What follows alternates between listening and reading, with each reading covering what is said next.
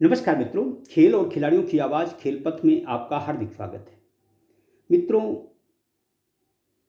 मार्च 2020 से उत्तर प्रदेश में प्रशिक्षकों का जो संकट बना हुआ है, उसके समाधान की उम्मीदें अब जिंदा होती दिख रही हैं।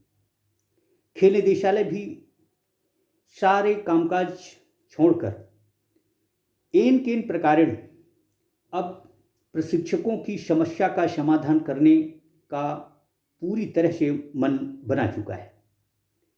प्रशिक्षकों और खेल निदेशालय के आला अधिकारियों के बीच अब तक 2-3 बैठकें हो चुकी हैं। खेल निदेशालय के आला अधिकारी प्रशिक्षकों की समस्या का समाधान करने का न केवल मन बना चुके हैं, बल्कि कुछ प्रशिक्षकों की मांगों को भी मानने के लिए तैयार हो चुके हैं।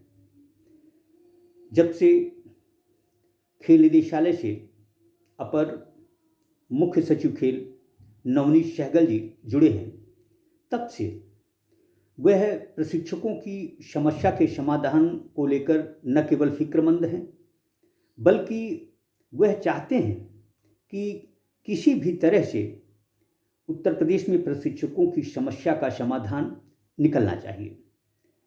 खेल मंत्री गिरीश चंद्र यादव की तारीफ करनी होगी कि उनके ही प्रयासों से प्रशिक्षकों की समस्या का समाधान निकालने की खेल निदेशालय द्वारा कोशिशें की जा रही हैं। खेल निदेशालय चाहता है कि प्रशिक्षकों की समस्या का समाधान न केवल निकले, बल्कि जो भूल या अभी तक खामियां थीं उन्हें भी दुरुस्त किया जाए। जैसे कि उत्तर प्रदेश में प्रशिक्षकों के सेवा काल के लिए 10 महीने निर्धारित थे। अब खेल निदेशालय प्रशिक्षकों को 12 महीने काम देने का न केवल मन बना चुका है, बल्कि प्रशिक्षकों को आश्वस्त किया है कि उन्हें 12 महीने सेवा करने का अवसर मिलने के साथ ही गृह जनपद में ही उनकी नियुक्ति की जाएगी। अब तक जो बैठकें हुई हैं, उसके सकारात्मक परिणाम देखने को मिले हैं।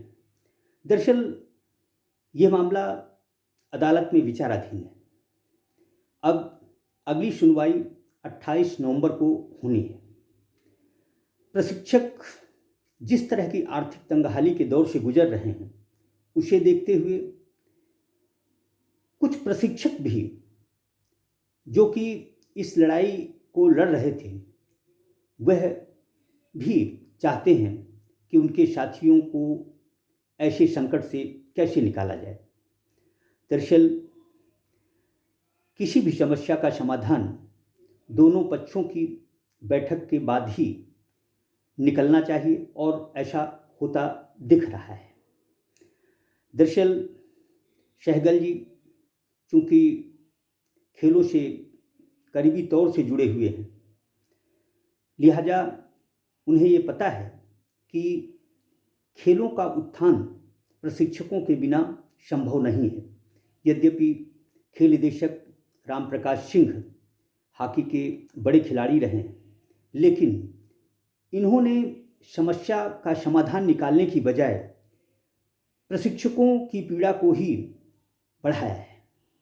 अब चूँकि प्रशिक्षकों का दर्द सुनने के लिए, समझने के लिए खेल मंत्री गिरीश चंद्र यादव और अपर मुख्य सचिव नवनीत सहगल जी प्राणपण से जुटे हुए हैं, इसलिए इस समस्या का समाधान निकलता दिख रहा है। मैंने बताया कि अदालत में चूँकि अगली सुनवाई 28 नवंबर है, ऐसे में यह प्रकरण तभी सुलझ सकता है जबकि प्रशिक्षक अदालत से अपना प्रकरण वापस लें।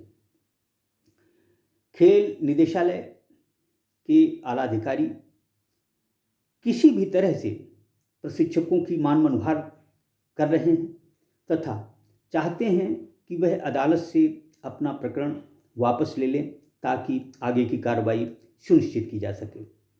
प्रशिक्षकों की जहाँ तक बात है, प्रशिक्षकों का मामला इतना पेचीदा था नहीं जितना कि बनाया गया।